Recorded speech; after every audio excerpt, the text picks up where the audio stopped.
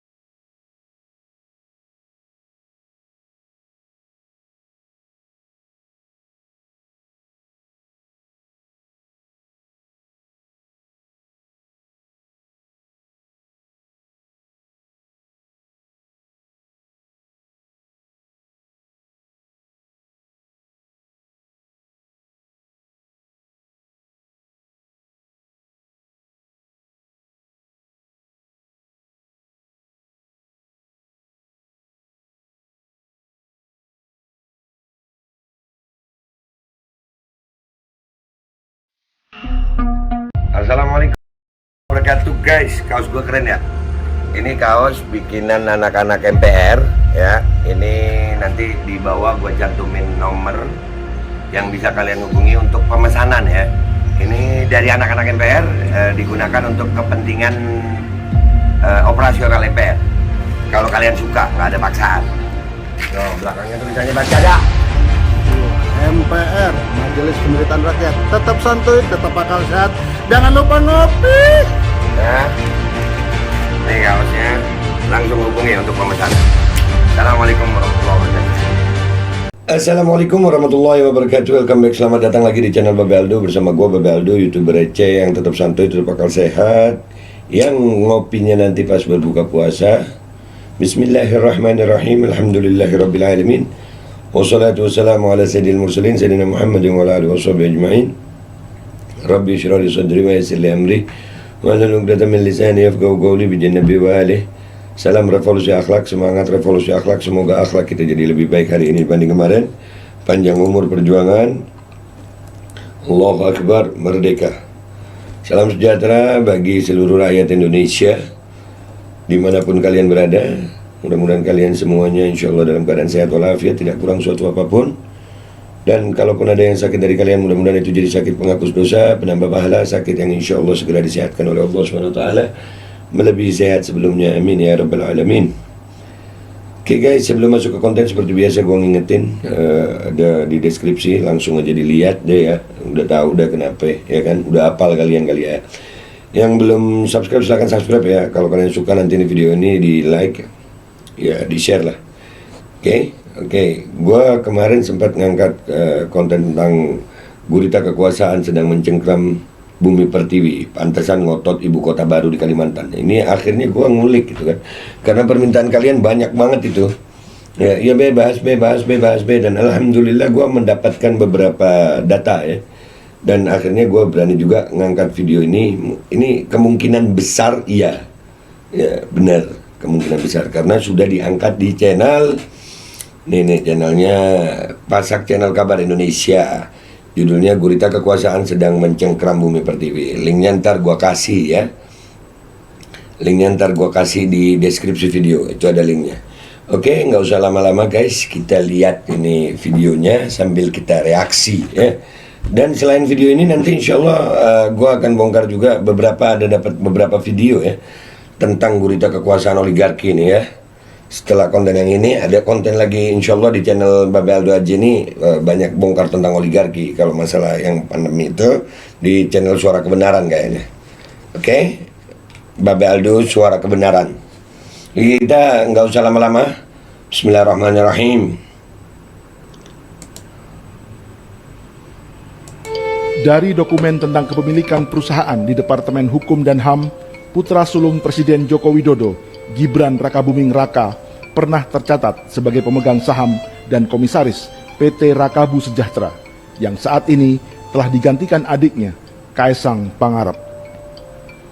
Namun saham perusahaan mebel ini tidak hanya dimiliki keluarga Jokowi, juga ada saham PT Toba Sejahtera milik keluarga Luhut bin.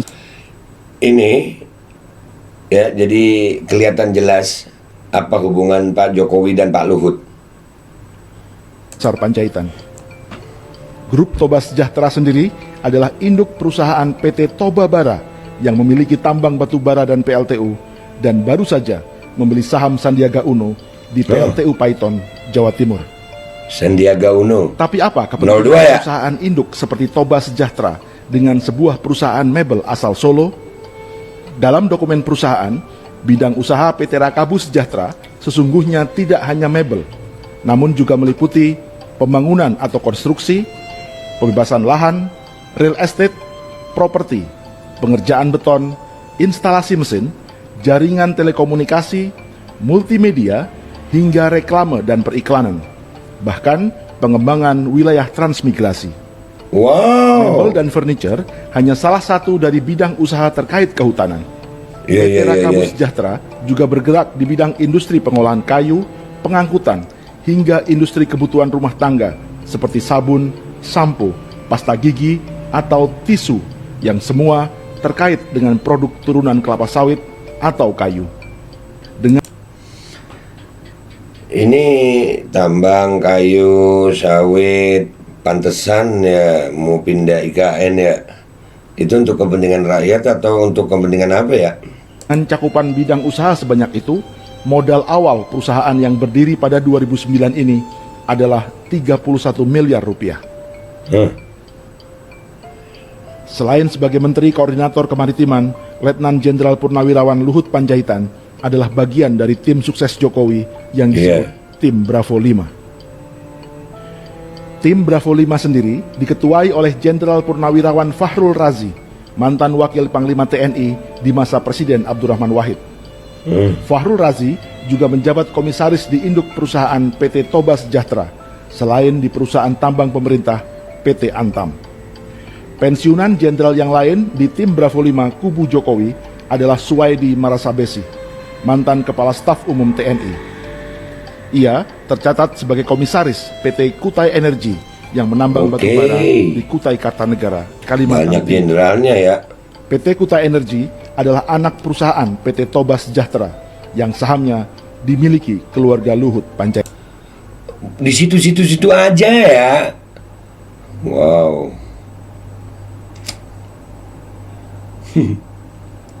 Di sini kita bisa melihat dan menilai. Ini kalau nggak salah, itu di Watchdog Documentary pernah ada juga ya, sama Seksi Killer ya. Ini bener nggak sih? Tapi kayaknya bener ya. Lanjut dah.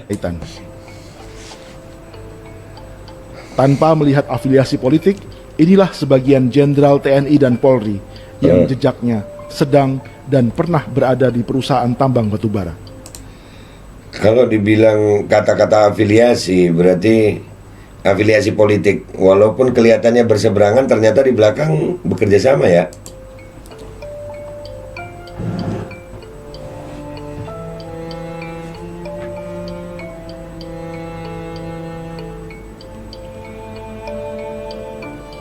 Wow. Arianto Sutadi, Alvin Sinaga, jenderal semua nih. Jenderal Nugroho Jayusman, Laksamana TNI Purnawirawan Syamsul Bahri, Marskal TNI Purnawirawan Joko Suyanto, Laksamana TNI Purnawirawan Agus Suhartono, Purnawirawan Marsetio. Sementara dari kalangan sipil, ada pengusaha Osman Sabta Odang yang menjadi Dewan Penasehat Tim Kampanye Nasional Joko Widodo. Wow. Ia memiliki kaitan dengan perusahaan tambang batubara di bawah bendera PT Total Orbit Prestasi di Barito Utara dan Tanah Bumbu di Kalimantan Selatan. Kalimantan. Nama lain adalah Andi Samsudin Arsyad alias Haji Isam dari Kalimantan Haji Isam. Selatan. Kayak apa Pengusaha kabar yang Bian? namanya pernah muncul sebagai wakil bendahara di tim kampanye nasional Jokowi Ma'ruf ini adalah pemilik tambang batubara di bawah bendera grup John Lynn. Perusahaan ini memiliki konsesi dan menambang di 3 kabupaten di Kalimantan Selatan. Berikutnya adalah Haritanu Sudibyo, Dewan Penasehat Tim Kampanye Nasional Jokowi dan juga Ketua Umum Partai Perindo. Selain memiliki 3 televisi nasional, Haritanu juga berbisnis batubara lewat induk perusahaan bernama MNC Energy and Natural Resources. Udah tahu kenapa kadang-kadang TV tidak menyiarkan apa aksi di lapangan? Ya, oh, ya. Di bawahnya terdapat 9 perusahaan yang diantaranya menambang di Kalimantan Timur dan Sumatera Selatan. Wow, tajir ya. Iya. Batubara di kubu Joko Widodo berikutnya adalah Yusuf Kala yang adalah wakil presiden dan sekaligus Dewan Pengarah Tim Kampanye Nasional. Pengusaha asal Sulawesi Selatan ini berbisnis batubara dan listrik lewat bendera Grup Kala dengan setidaknya 2 anak usaha, yaitu Kala Arebama dan PT Kala Electrical System yang bekerja sama dengan PLN. Lewat perusahaan yang lain, Yusuf Kala juga mengembangkan pembangkit listrik tenaga air di Sulawesi Tengah. Lalu bagaimana dengan kubu Prabowo dan Sandiaga Uno? Prabowo Subianto tercatat sebagai pemilik Nusantara Energy Resources yang menaungi 17 anak perusahaan. Wow. Adapun Sandiaga Uno adalah pemegang saham Grup Saratoga yang juga pernah menjadi direktur tambang batubara PT Multi Harapan Utama di Kutai Kartanegara. Lubang tambang perusahaan ini ikut menelan korban jiwa. Jejak Sandiaga Uno juga muncul di PT Adaro Energy yang merupakan tambang batubara terbesar di Indonesia saat ini, yang juga memiliki saham di proyek PLTU Batang, Jawa Tengah. Kubu Prabowo Sandi memiliki tim sukses yang disebut Badan Pemenangan Nasional atau BPN, di mana Direktur Komunikasi dan Media dijabat oleh adiknya sendiri, Hasyim Joyo Hadikusumo. Hasyim adalah pemegang saham PT Batu Hitam Perkasa yang memiliki PLTU di Paiton, Jawa Timur, sebelum dijual kepada PT Saratoga Investama milik Sandiaga Uno, dan oleh Sandiaga Uno akhirnya dijual kembali kepada PT Toba Bara Energi milik Luhut Panjaitan.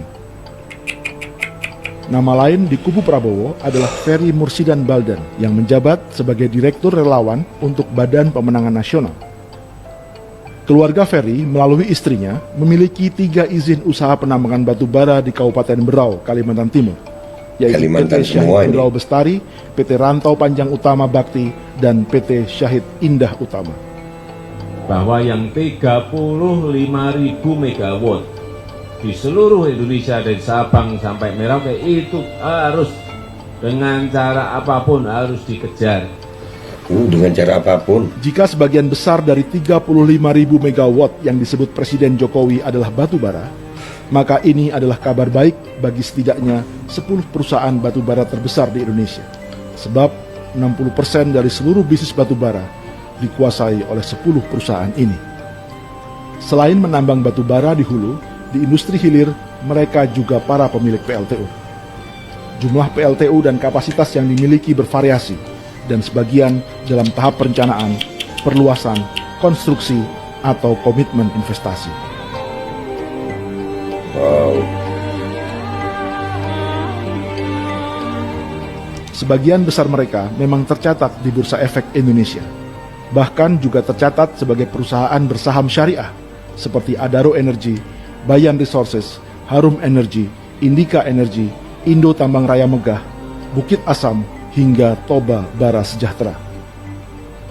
Saham syariah adalah saham yang dianggap tidak bertentangan dengan prinsip-prinsip syariah di pasar modal. Lembaga yang menentukan perusahaan-perusahaan tambang berstatus syariah ini adalah Dewan Syariah Nasional yang dibentuk oleh Majelis Ulama Indonesia atau MUI. MUI ada ya? Oh, pantes. Ya. Lantas siapa yang memimpin Dewan Syariah Nasional MUI? Calon Wakil Presiden Ma'ruf Amin yang juga Ketua MUI. Ma'ruf juga tercatat sebagai Dewan Pengawas Syariah di sejumlah bank seperti Bank Syariah Mandiri, BNI Syariah, Bank Mega Syariah, dan Bank Muamalat. Itu belum termasuk Dewan Pengawas Syariah di 3 perusahaan asuransi, Mega Insurance, Bringin Life, Wow, BNI Life. tajir Pak Ma'ruf ya. Di Bank Muamalat, di mana Ma'ruf tercatat sebagai Dewan Pengawas Syariahnya, baru-baru ini hendak mendapat bantuan modal dari sebuah konsorsium yang salah satunya bernama Links Asia. 3 nama di perusahaan investasi asal Singapura itu sendiri juga tidak jauh dari lingkaran bisnis batubara. Rizal Rishad pernah tercatat sebagai pendiri PT Brau Coal Energy yang menambang di Kalimantan Timur. Jamal Atamimi adalah komisaris di PT Toba Bara Sejahtera. Sementara Diki Yordan adalah direktur di Toba Bara. Waduh. Wow. Jadi itu guys, itu informasinya. Dan gua ngeliat video ini ternyata itu mungkin sebelum 2019 nih video. Jadi lingkarannya ya itu aja, pantas saja ya 01, 02 jadi 11, 12 sekarang ya. Nah ini apakah kita akan begini lagi nanti? Ini cukup menggugah ya. Di luar keabsahan benar tidaknya ini video, ya gue melihatnya di situ ada lingkaran-lingkaran cengkraman oligarki. That's why itulah kenapa bangsa Indonesia sampai hari ini kayaknya rakyatnya susah ya. Lah itu aja orangnya guys. Dan ini gini ya, dengan negara sekaya ini kok bisa kita ini kekurangan minyak, harga minyak naik. Itu kaya loh itu tadi loh, itu kalau buat rakyat insya Allah rakyat makmur itu. Kita nih makanya Indonesia ini bukan negara yang kekurangan kekayaan, bukan negara yang kekurangan orang pintar, tapi kekurangan orang yang punya cinta kepada rakyat Indonesia. Kalau dirunut dari Pancasila itu ketuhanan yang Maha Esa, kemanusiaan yang adil dan beradab, persatuan Indonesia, kerakyatan yang dipimpin oleh hikmat kebijaksanaan dalam permusyawaratan perwakilan. 5. Keadilan sosial bagi seluruh rakyat Indonesia. Puncaknya itu, awalnya itu adalah ketuhanan yang Maha Esa. Kalau pemimpin-pemimpin kita ini menerapkan Pancasila dalam pribadinya, ketuhanan yang Maha Esa, mereka pasti akan menjadi orang yang adil dan beradab. Kalau sudah nggak adil, nggak beradab, ya susah mau dapat persatuan. Persatuan Indonesia susah, kita nggak adil dan beradab soalnya pemimpinnya kalau nggak bertuhan, tidak memakai ketuhanan, tidak melihat apa yang mereka lakukan itu akan dipertanggungjawabkan di sisi Tuhan gitu. Karena kalau ketuhanan gue yakin ini adil dan beradab. Ini kalau sama ini kayaknya nggak bertuhan, artinya kurang iman gitu ya. Kok nggak merata ya? Kok hanya sebagian ya?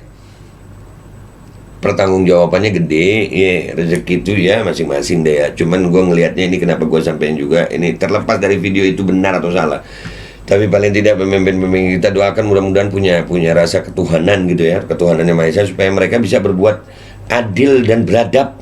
Adil dan beradab. Ini kadang-kadang kita ngelihatnya nggak adil, nggak beradab. Itu apa orang kemarin ya, apa ngebunuh begal, membela diri, dia membela diri mau dibegal, beliaunya tersangka, tapi walaupun udah selesai ya itu masalahnya, ya itu akhirnya kan nggak beradab gitu, nggak adil ya, mungkin karena nggak bertuhan ya. Artinya nggak bertuhan itu bukan orang itu tidak beragama, bukan, tapi tidak memakai ketuhanan dalam kehidupan pribadi sehari-harinya gitu, sehingga bisa berbuat seperti ini. Nah itu aja guys ya, ini menjelang buka puasa, mudah-mudahan ini jadi informasi yang bermanfaat. Nanti malam ada yang mau gue bongkar lagi ya, insya Allah menemani saat sahur kalian. Itu aja dari gue minta maaf kalau ada salah. Silakan share, silakan like, yang belum subscribe. Mudah-mudahan ini jadi manfaat buat semuanya. Wabillahi taufiq wal hidayah wa ridha wal inayah wal afu minkum. Wassalamualaikum warahmatullahi wabarakatuh. Negara sekaya ini gak bisa mensejahterakan rakyat, hanya sebagian aja. Lalu di mana keadilan sosial bagi seluruh rakyat Indonesia? Makanya para pemimpin, berketuhananlah kalian.